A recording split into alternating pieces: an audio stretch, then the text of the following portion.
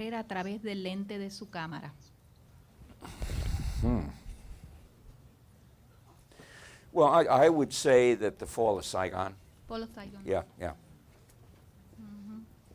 Do you think that photography has lost its authenticity with all the technology, especially with retouching? Repeat that. Here. Read it. Maybe you'll understand it better. Do you think that photography has lost its authenticity with all the technology, especially with retouching? Well, first off, as anybody in this room knows, you don't ever manipulate a photograph. Never. It's every once in a while, like once a year, some idiot who was formerly a successful photojournalist decides that they're going to add a person to the picture or they're going to change the sky, and that idiot is out of a job. And unfortunately, not only is that idiot out of a job, but sometimes the editor is out of a job as well. And I learned this at Time magazine. Time magazine did a very famous cover of O.J. Simpson, and Newsweek ran essentially the same picture on the cover. And they decided that they were going to darken O.J.'s skin. Guess what? That managing editor was out of a job 2 weeks later. So, no, you don't do that. You don't ever. The authenticity, I think that the kind of photojournalism I'm talking about, where you dig deeper and you get to care about your subjects and you really want to tell the story, I think that's where the authenticity comes, because you're getting the authenticity from your person, your subject. Okay, which are the 3 elements for a good storyteller? 3 elements for a good storyteller.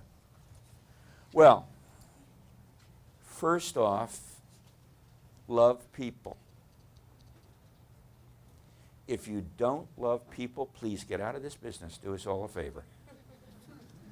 You must love people. You must care about them. And you must tell their stories. You must treat them with respect. Never take cheap shots. Tell their stories as you find them. And I think those are the 2 most important elements. Love people and treat them with respect. What is, in your opinion, the most common mistake that aspiring photojournalists make that gets them sidetracked from their profession? Well, as somebody who's made every mistake there is to make, I know we make mistakes, and there's no doubt about it.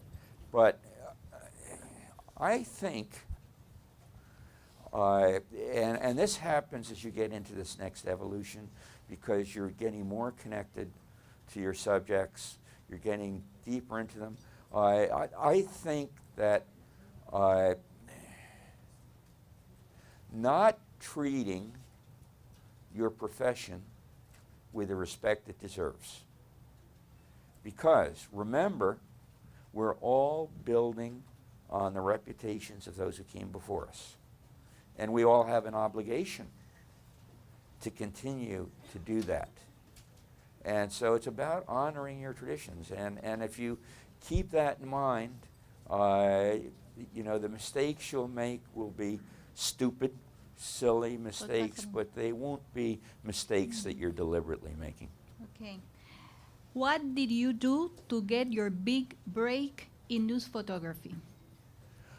That could take an hour, which we don't have. But if you read my book, the whole first chapter is about how I got to Guatemala and got that life assignment. And it takes much too long for me to tell here. That's a whole other thing. ¿Qué lo motivó a ser fotógrafo y a mantenerse hasta el día de hoy? It's in Spanish. Oh. Yeah. What are you talking Spanish for? ¿Qué lo motivó a ser fotógrafo y a mantenerse hasta el día de hoy? Well, when I was a kid, growing up in Mount Kisco, New York, I wanted to be a cowboy. It's what every kid wants to be, right? But as I got to be a teenager, I realized that there were very few horses and cattle in Mount Kisco, New York, and it was unlikely that that was going to happen. So I wanted to make up another career. And I read a book by Robert Capa when I was 13 years old, and it was about how he, who was this Hungarian Jew living in Paris, working in a darkroom, created a persona.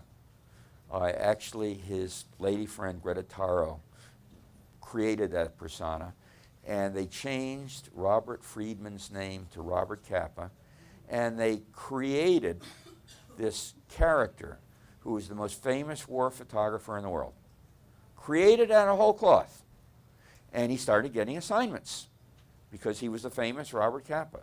And that appealed to me at a very basic level because I thought, you know, I can make myself up. And I would like to be like Robert Capa. And so since I realized that Robert Capa made himself up, rather than making myself up into a cowboy, I could make myself up to be a photographer. It was a purely imaginary career, which happily has stayed that way all my life. And you know, I made up the digital journalist. How do you make up a publication with 181 unique visits over 10 years? How do you make that up? You make it up the same way you make up anything else. You say, okay, I'm going to do this. And the one thing that photographers have, remember I talked about seeing the king? The photographers have a way of making their dreams come true. They do that. They do that all the time. And so it's what dream do you want to come true? And how hard are you willing to work to make that dream come true? ¿Alguna vez, you have to put again the translate, okay. ¿Alguna vez ha puesto su vida en peligro para poder tomar una foto?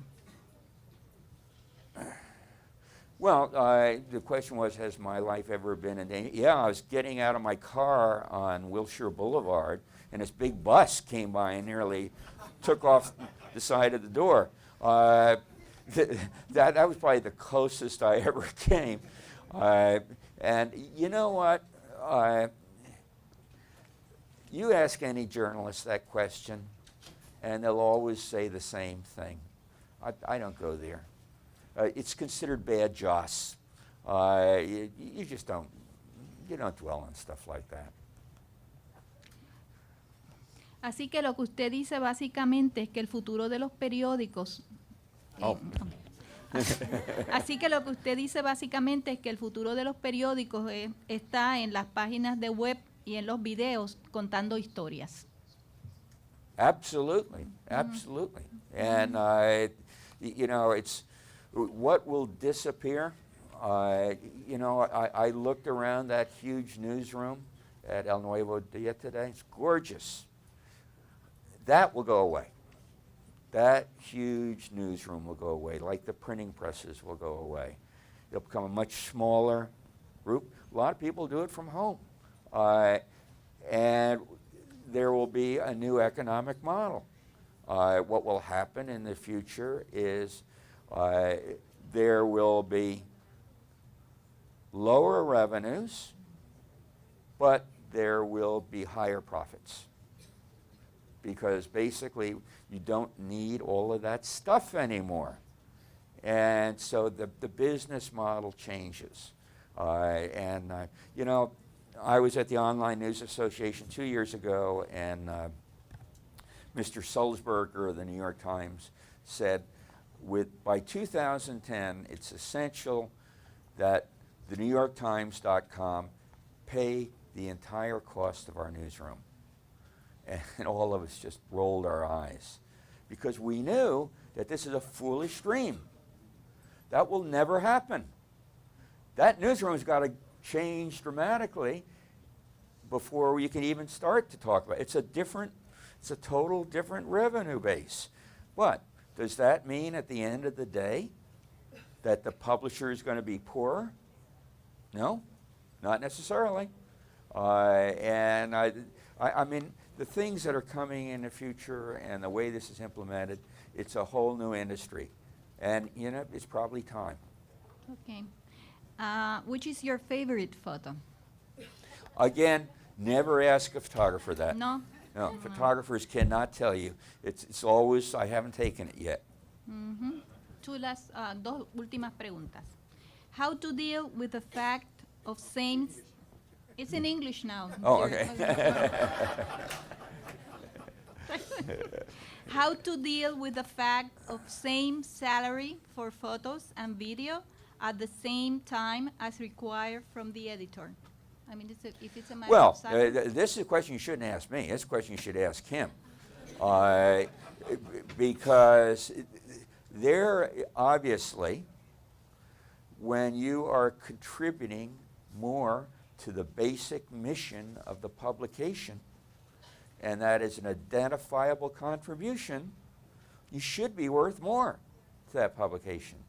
And also, remember what I say, you're going to morph into a leader in the newsroom.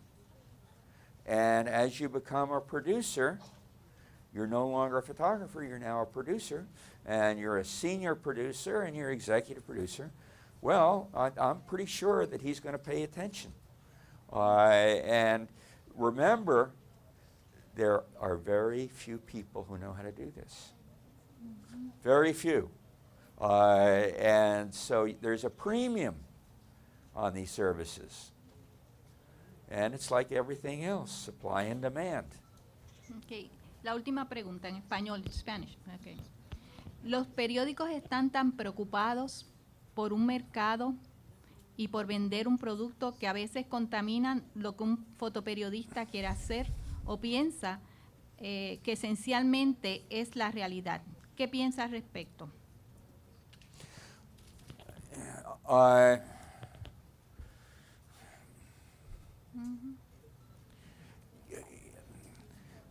It goes back to the old question, who are you working for? And no matter, hopefully you're working for a publication you're comfortable with, a publication that seems to you to have ethical standards, and you're proud to work for that publication.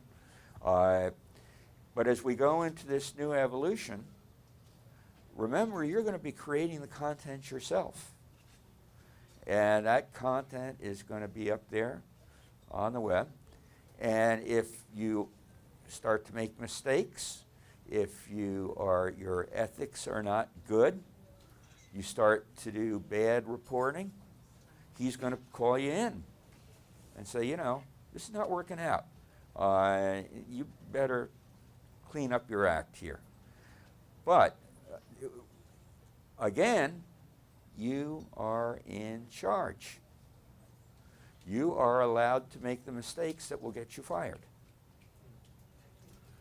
Same old story. Ok, ahora viene la última pregunta. Es que es muy buena y quiero que él la conteste porque yo se la hice hoy a él. Una pregunta que yo le hice a Dirck hoy en el Nuevo Día. How long will it take for the transition to happen?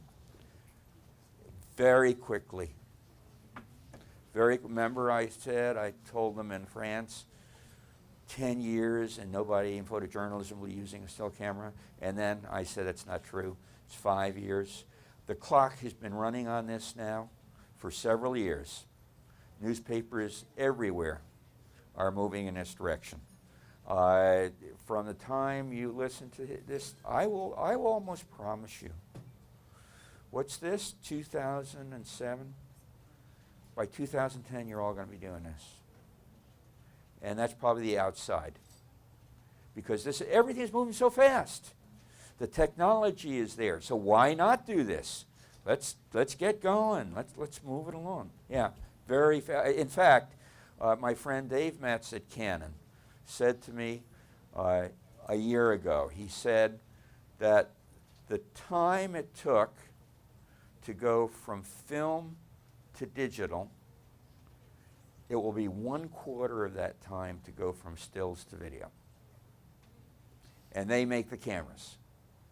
And if you look at what Canon is making today, video. That's where all the emphasis is now, and they're making these cameras better all the time. And so, no, it's the clock is running now.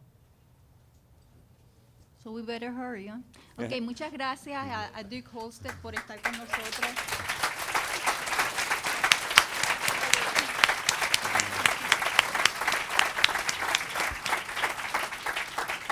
Muchas gracias. Thank you so much. I have 2 more questions. Okay. Oh, quick ones, very quick ones. What do you want to drink? Afterwards, yes, that one. You've covered many wars, and I think it was Philip Caputo that said once, innocence is the first casualty of war. As visual journalists grow and grow in experience, how can we keep our innocence while we're doing our job as we do our experience? You know what? Looking at the photographers in this room, you don't need to worry. Photographers are eternal children in the news gathering business. They are optimistic.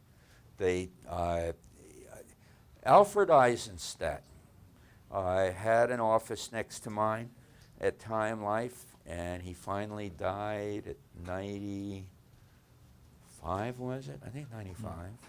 And he would still come into the office when he was 94 and do 100 push-ups in the hallway every morning. And he had the curiosity of a child. You know, I was covering the White House, and I go up to New York, and Dirck, come in. What do you think about what Clinton's doing, and you know, all the rest. And he in his 90s, but that never left. And I think that is in our DNA. That's part of what makes us tick. I always say, if people say, what's the most important single thing? Curiosity. If you're not curious, you should not be in this business. You're curious, you're hungry for every bit of information, and it's the hunger of a child. So no, don't worry about them losing their innocence. Okay. Last question. What do you want to drink? I want a beer right now.